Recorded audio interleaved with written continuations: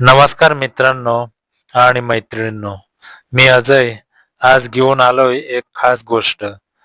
तुम्ही माझ्या आधीच्या गोष्टींना दिलेल्या प्रतिसादासाठी मनापासून धन्यवाद.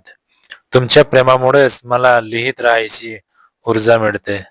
आजची गोष्ट आहे 2012 सालची, जेव्हा मी MBA ला ऍडमिशन घेतलं आणि त्याचबरोबर नोकरीही सुरू केली.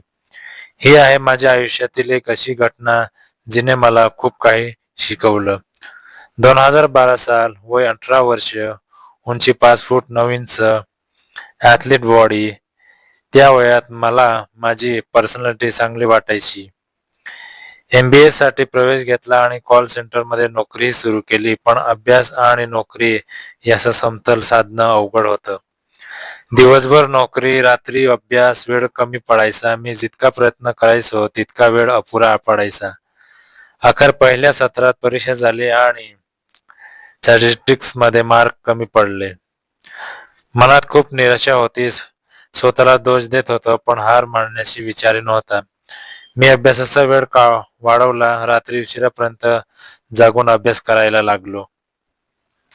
एक दिवस कॉलेजमधून घरी आलो तर पाहतोय तर काय, आमच्या घरात एक मुलगी आईशी बोलत आहे. मी तिला ओळखलं नाही. ती हसत म्हणाली, मी प्रिया, तिसऱ्या मजल्यावर राहते. आई म्हणाली, खूप हुशार मुलगी आहे, CA करते. मी हसून हॅलो म्हटलं. अभ्यासासाठी रूममध्ये गेलो, पण नशिबाने काही वेगळंच ठरवलं होतं. अर्ध्या तासाने दारावर थाप पडली. उघडलं तर प्रिया उभी होती, हातात कॉफीचा कप आणि फणसाचे वेपर्स. कशाला त्रास करून घेतलात? मला आवाज दिला असता तर मी झालो असतो, मी म्हणालो. अरे काही नाही हरकत. आणि तसंही काकू काम करत होत्या म्हणून मी जाणलं. अभ्यास कसा चाललाय ते बघायला आली. काही मदत हवी असेल तर सांग. स्टॅटिक्स मध्ये अडचण येत आहे. रात्र रात्र जागून अभ्यास करतो, पण तरीही स्टॅटिक्स ते अरे ते तर सोपं आहे. मी CA करते, मला येतं, समजव का तुला? तिच्या आत्मविश्वासाने मला आश्चर्य वाटलं. खरंच समजवशील? हो, तू हुशार दिसतेस म्हणून मला मदत करायला आवडेल. तिने माझा मोबाईल नंबर घेतला, मिस कॉल दिला आणि तिचा नंबर सेव्ह करायला लावला. रोज एक तरी मेसेज करते मी अभ्यासासाठी. तेव्हा मला कळलं नव्हतं की हीच ती शिकवणी सुरू झाली होती. दुसऱ्या दिवशी सकाळी गुड मॉर्निंगचा मेसेज आला. हळूहळू रोजचे मेसेजेस सुरू झाले. अभ्यास, वेळापत्रक, कॉलेज अशा गोष्टी. पण मग गप्पा थोड्या आणि खास होऊ लागल्या. एकदा ती म्हणाली, अरे मी तुझ्यापेक्षा 2 वर्षांनी मोठी आहे. काय फरक पडतो? सचिनची बायको 6 वर्षांनी मोठी आहे. मी हसून म्हणालो. मग करतेस का माझ्याशी लग्न? तिने टोमणा मारला. लग्नाची थोडी लवकर घाई झाली नाही. तुझ्यासारखा सुंदर मुलीशी लग्न नाही केलं तर कोणाशी करणार? अरे वेड्या, मी इतकी सुंदर आहे का? खरं बोललो तरी लोकांना खोटं वाटतं. तू खरोखरच सुंदर आहेस. तिची चूक झाली होती, कारण मी अर्धवट फ्लर्टिंग गंभीरपणे घेऊ लागलो होतो. एक रात्र अशी होती जेव्हा तिची आई हॉस्पिटलमध्ये दाखल झाली. काही गंभीर नव्हतं, पण तिला रात्री हॉस्पिटलमध्ये राहावं लागणार होतं. रात्री 1:30 वाजता मेसेज आला, अजय मला भीती वाटते आहे, इथे एकटी आहे. मी आहे ना, घाबरू नको. थोड्या वेळाने मी विचारलं, प्रिया खरं सांग, तुला बॉयफ्रेंड आहे का? असं कोण म्हणालं? मग कोण आहे तो नशीबवान? तिचा उत्तर आला, एक वेडा आहे ज्याला काही समजत नाही. म्हणजे तुला आवडतो कोणी आणि त्याला काही कळत नाही? हो, तो माझ्यापेक्षा थोडा लहान आहे म्हणून घाबरतो. मला गोष्ट समजली प्रिया, तू माझ्याबद्दलच बोलतेय का? हो. तिने शब्द, पण तिने माझं संपूर्ण जग बदलून टाकलं. सकाळ झाली. मी ठरवलं की कॉलेज आणि ऑफिसला सुट्टी घ्यायची. आज दुपारी भेटशील? अभ्यासाचे काही डाऊट्स क्लिअर करायचे आहेत. हो, आई झोपेल दुपारी. दुपारी 1:30 वाजता मी तयार होऊन तिच्या घरी गेलो. तिने दार उघडलं. साधा पंजाबी ड्रेस होता, पण तरीही ती इतकी सुंदर दिसत होती की श्वास रोखावा वाटे. तिने मला बेडरूम मध्ये नेलं. मी स्टडी टेबल जवळ बसलो. ती माझ्या समोर अर्धा तास अभ्यास चालला, पण मन तिथे नव्हतं.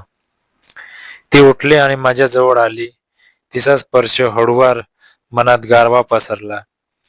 मी तिला माझ्याजवळ ओढून घेतलं. ती माझ्या मांडीवर बसली. पहिल्यांदाच इतक्या जवळ होतो. मी तिच्या डोळ्यात पाहिलं. ती म्हणाली, "काय बोलणार नाहीस?" "शब्दांची गरज नाही," मी म्हणालो आणि तिच्या ओठावर माझे ओठ ठेवले. काही क्षण फक्त ती होती आणि मी होतो. बाकी जग विसरलो होतो. त्या क्षणी जग थांबलं होतं. फक्त तिच्या ओठांचा स्पर्श, तिचा केसांचा सुगंध, तिच्या हृदयाचे ठोके मला जाणवत होते. मी हळूहळू तिच्या केसात बोटं फिरवली. तिने डोळे मिटले आणि माझ्या छातीवर डोकं ठेवलं. "अजय, तुझ्याजवळ राहायला किती बरं वाटतंय," ती कुजबुजली. "प्रिया, मी तुझ्यापेक्षा लहान आहे ना, तुला काही हरकत नाही." "हरकत? मला तर तुझ्यातली प्रौढता आवडते. वयापेक्षा तू खूप जास्त समजूतदार आहेस." तिच्या त्या बोलण्याने माझं मन प्रसन्न झालं. मी तिला अजून घट्ट मिठी मारली. "प्रिया, तुझ्या आईला कळलं तर?" "तिची तयारी आहे. मी तिला सगळं सांगितलंय," ती म्हणाली. "तू आनंदी आहेस ना? मग काय हरकत आहे?" मला आश्चर्य वाटलं. "खरंच?" "हो," आई म्हणाली. "प्रेमाला वय नसतं, फक्त प्रामाणिकपणा हवा. तो त्या मुलात आहे असं वाटतं मला." तिच्या आईच्या त्या विश्वासाने मला अधिक जबाबदारीची जाणीव झाली. संध्याकाळ झाली. थोडा वेळ बाल्कनीत उभे राहून गप्पा मारल्या. सूर्यास्ताचा नारिंगी रंग आकाशात पसरला होता. तिने तिने चहा बनवला आणि आम्ही दोघं बाल्कनीत बसलो. "आज इतका छान दिवस गेला," प्रिया म्हणाली. "हो, पण मला वाटतंय अजून काहीतरी बाकी आहे." "काय?" "तुझ्यासोबत जास्त वेळ घालवायचाय. फक्त अभ्यास नव्हे तर तुला समजून घालवायचंय. तुझ्यात हरवून जायचंय." ती हसली. "तू खूप रोमॅन्टिक आहेस." "तुझ्यामुळेच." रात्रीचे 8 वाजले. किचनमध्ये आई आणि प्रिया यांनी एकत्र जेवण बनवलं. मी त्यांना सगळी मदत केली. त्या क्षणी कुटुंबासारखं वाटलं. प्रियाची आई मला आवडीने जेवण घालत होती. त्या हसऱ्या, उबदार वातावरणात वेळ कसा गेला ते कळलंच नाही. रात्री 10 वाजले. आई झोपली. प्रियाची आईही आपल्या रूममध्ये निघून गेली. प्रिया माझ्याकडे पाहत होती. "आज रात्री अभ्यास करायचाय?" "नाही, आज फक्त तुझ्याशी बोलायचंय." "मग ये इकडे." तिने मला तिच्या बेडवर बसायला सांगितलं. मी बसलो. ती माझ्या शेजारी आली. थोड्या वेळाने ती माझ्या खांद्यावर डोकं ठेवून बसली. "प्रिया, मला आज असं वाटतंय की आयुष्यात काहीतरी खूप चांगलं घडतंय." "मलाही." "तू मला काय शिकवलंस माहीत आहे की वेळ, वय, परिस्थिती या सगळ्यांपेक्षा माणसं महत्वाची असतात." तिने माझ्याकडे पाहिलं. "तुझ्यासारखं एखादं मन आयुष्यात मिळणं हे नशीब आहे." मी तिच्या डोळ्यात पाहिलं. "मला तू आवडतेस प्रिया." "मलाही तू आवडतोस." ती माझ्या जवळ आली. तिचा स्पर्श, तिचा श्वास, तिच्या डोळ्यातली चमक, सगळं अप्रितम होतं. मी हळूहळू तिच्या होठांकडे झुकलं आणि मग ती क्षण जणू गोठला. काळ थांबला. अंतर संपलं. तिचे होठ माझ्या ओठांना भिडले. पहिलं चुंबन नव्हतं, पण ही वेगळी होती. यात आपुलकी होती, विश्वास होता, एक वेगळीच ओढ होती. तिच्याजवळ बसलो होतो. तिचा हात माझ्या हातात होता. दोन्ही हात एकमेकात गुंफले. हलकीशी हवा खिडकीतून येत होती. तिने माझ्या खांद्यावर डोकं ठेवलं. "तुला काय वाटतं अजय? प्रेम म्हणजे नक्की काय?" तिने विचारलं. "प्रिये, प्रेम म्हणजे जेव्हा तुझ्याशिवाय दुसऱ्या कशाचा विचार येत नाही, जेव्हा तुझं हसू बघून मला शांतता मिळते, जेव्हा तुझे डोळे मला माझ्या सगळ्या सुंदर जगाची आठवण करून देतात." ती माझ्याकडे पाहून हसली. तिने माझ्या कपाळावर एक हलकी स्पर्श केलं.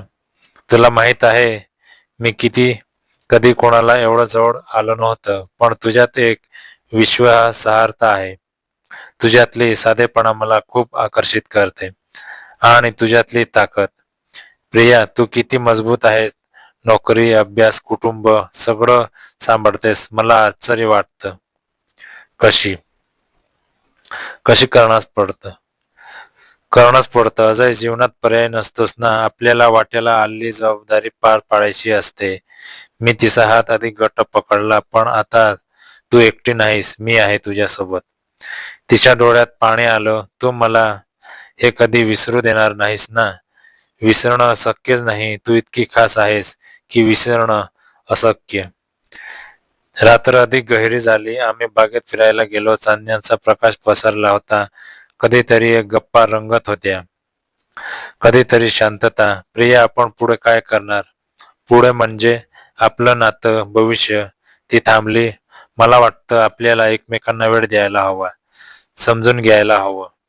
गाई चांगली नसते, तू बरोबर आहेस. पण मला हे सांगायचं आहे की मी गंभीर आहे.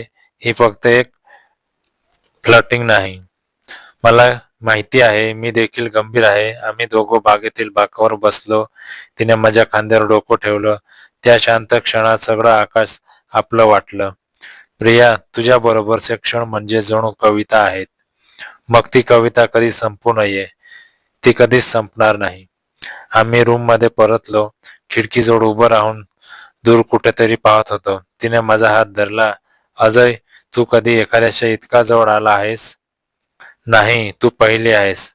मला आनंद आहे. का?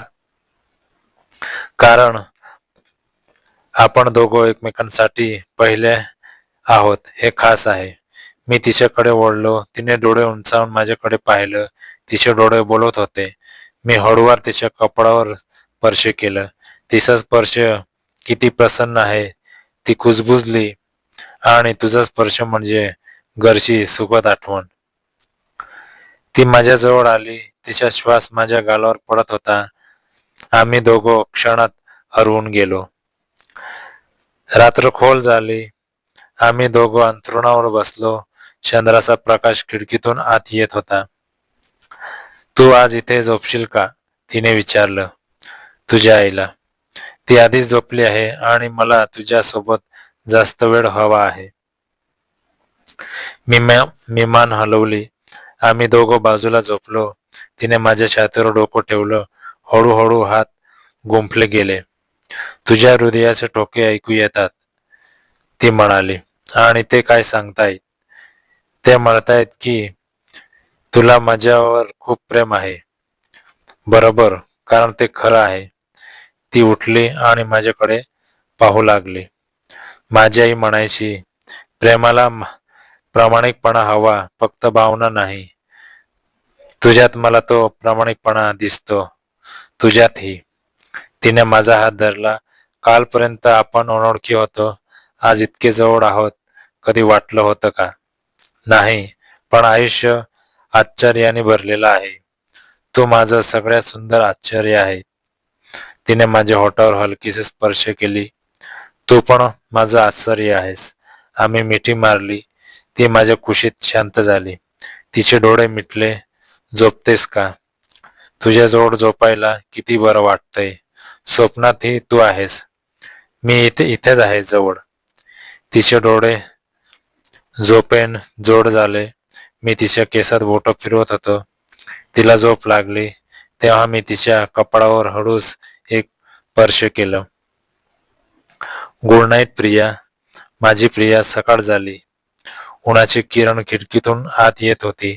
प्रिया माझ्या कुशीतच होती. तिचा हात माझ्या छातीवर, तिचा श्वास शांत. मी हललो नाही तिला उठू नये म्हणून. पण ती हळूहळू उठली. तिने डोळे उघडले आणि मला बघितलं. तिच्या चेहऱ्यावर प्रसन्न हास्य होतं. गुड मॉर्निंग, मी म्हणालो. Good morning. स्वप्नातही तू होतास. काय स्वप्न? की आपण दोघं समुद्र किनाऱ्यावर चाललो होतो. हातात हात. सगळं शांत होतं.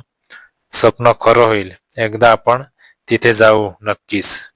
हो, नक्कीच. ती उठली आणि खिडकीजवळ गेली. तिने पडदा बाजूला केला. बाहेर सूर्य उगवत होता. काय सुंदर सकाळ आहे, ती म्हणाली. तुझ्यासारखीच. ती वळली, तू मला अजून सुंदर बनवतस. तुझ्या आतलं सौंदर्य बघून मी तर आधीच हरलो आहे. ती माझ्या जवळ आली. आज काय करणार? तुझ्यासोबत वेळ घालवणार. आणि काय? मग चल आज आपण एक वेगळा दिवस घालवू. अभ्यास नाही, नोकरी नाही, फक्त आपण. परफेक्ट. सकाळचा नाश्ता झाला. आम्ही बागेत गेलो. फुलांचा सुगंध, पक्ष्यांचा किलबिलाट, हलकीशी वारा. अजय, तुझ्यात एक साधेपणा आहे, तो मला भावतो. साधेपणा कसा? तुला मोठं व्हायचं नाही, तुला फक्त प्रामाणिक राहायचंय. हीच तुझी सगळ्यात मोठी गोष्ट आहे. पण प्रिया, मला मोठं व्हायचंय तुझ्यासाठी, तुझ्या विश्वासाला साजरं व्हायचंय. ती माझ्याकडे पाहिली. तू आधीच आहेस. आता आपल्याला फक्त एकमेकांना साथ द्यायची आहे. आणि प्रेम, आणि प्रेम. दुपारची वेळ. प्रिया स्वयंपाकघरात काहीतरी बनवत होती. मी तिच्याजवळ गेलो. काय बनवतेस? तुझी आवडती डिश. मला माहित नाही कोणती, म्हणूनच मी स्वतः ठरवलं. पाहू का? आवडते. तिने मला चाकायला दिलं. ते चवदार होतं. छान आहे. तुला कसं कळलं? तुझ्या आईशी बोलले होते, तिने सांगितलं. म्हणजे तू माझ्या आईशी माझ्याबद्दल बोललीस? हो. आपलं नातं फक्त आपलं नाही, कुटुंबाचाही भाग आहे. तिची ही प्रौढता पाहून मला खूप आनंद झाला. प्रिया, तू खरोखरच खास आहेस. तूही. आम्ही जेवण केलं. तिने पुन्हा माझ्याजवळ येऊन डोकं ठेवलं. मी तिच्या केसांना हात लावला. प्रिया, मला वाटतं आपण योग्य वेळी एकमेकांना भेटलो. हो, आयुष्याची योग्य वेळ. संध्याकाळ झाली. आम्ही गप्पा मारत बसलो होतो. मी तिला माझे बालपणीचे किस्से सांगितले. ती हसत होती. तिनेही तिचे किस्से सांगितले. एकदा मी लहानपणी शाळेत काय, मी सगळ्यांना आश्चर्यात टाकलं होतं एका स्पर्धेत. ती खूप गोड हसली. तिचे हसू पाहणं म्हणजे माझ्यासाठी सर्व सर्व सुख. तू किती गोड हसतेस. तू हसवतस म्हणून. मग मी आयुष्यभर हसवत राहीन. ती गप्प राहिली. तिच्या डोळ्यात भावना तरळल्या.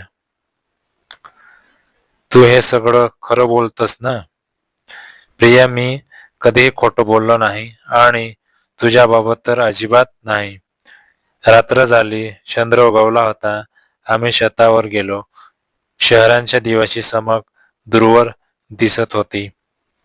किती सुंदर दृश्य आहे, प्रिया म्हणाली. हो, पण तू त्याहून सुंदर आहेस. तू नेहमी असे बोलतोस, फक्त तुझ्यासाठी. ती हसली. मी तिला माझ्याजवळ घेतलं. आकाशात तारे चमकत होते. प्रिया, तू मला काय शिकवलंस? काय? संधी कधीही येऊ शकते. आपण ती ओळखली पाहिजे आणि धीर धरला पाहिजे. बरोबर. मी आभारी आहे तुझा या शिकवणीसाठी. मी पण आभारी आहे तू स्वीकारलंस म्हणून. आम्ही बराच वेळ तसेच बसलो. गप्पा, हशा, शांतता, सगळं एकत्र होतं. रात्री 11 वाजले. प्रिया माझ्या खांद्यावर डोकं ठेवून होती. अजय, आपण कधी भांडू? भांडणार नाही, कारण मला तुझ्याशिवाय आयुष्य नाही. पण कधीतरी. प्रिया, जर भांडणं झालंच तर आपण एकमेकांचं ऐकू, समजून घेऊ आणि मग सोडवू. तू खूप समजूतदार आहेस. तुझ्यामुळं. ती उठली. तिने माझ्याकडे पाहिलं. मला कळलं की प्रेम म्हणजे फक्त भावना नाही, तर ती निवड आहे. रोजची निवड, एकमेकांसाठी उभं राहण्याची. आणि मीही निवड करतो रोज. कायम. तिच्या डोळ्यात अश्रू आले, पण ते आनंदाचे होते. रात्र संपत आली. सकाळचे 3 वाजले होते. आता मला जायला हवं, मी म्हणालो. जा, पण लवकर परत ये. नक्कीच. मी उठलो. ती देखील उठली. मी तिच्या कपडावर हळू स्पर्श केलं. काळजी घे तूही. मी दाराकडे वळलो. तिने माझा हात धरला.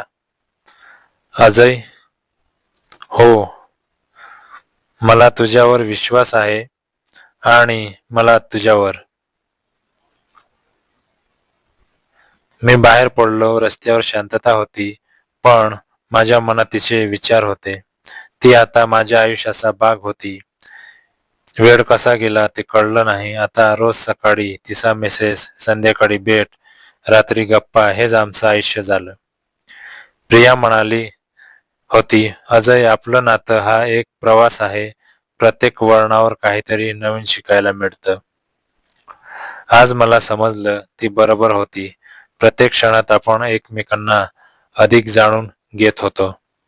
तिची मदत, तिचा विश्वास, तिचं प्रेम यामुळे माझ्यात बदल झाला. मी अधिक संयमी, समजूतदार बनलो.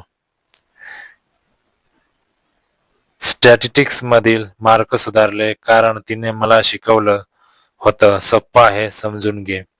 पण मला सर्वात महत्वाचं जे शिकायला मिळालं ते म्हणजे प्रेम.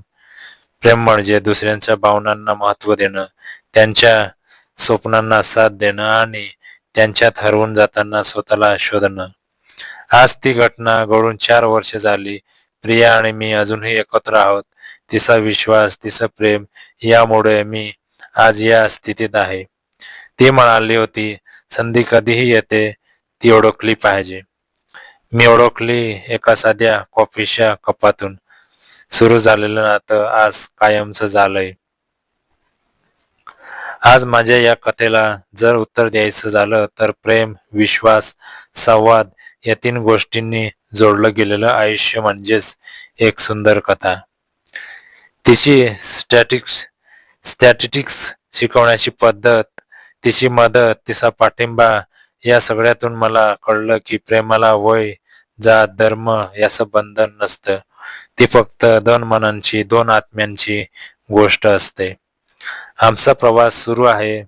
अजून कितीतरी वळण येतील, पण ती सोबत आहे, मी सोबत आहे आणि हेच महत्वाचं आहे.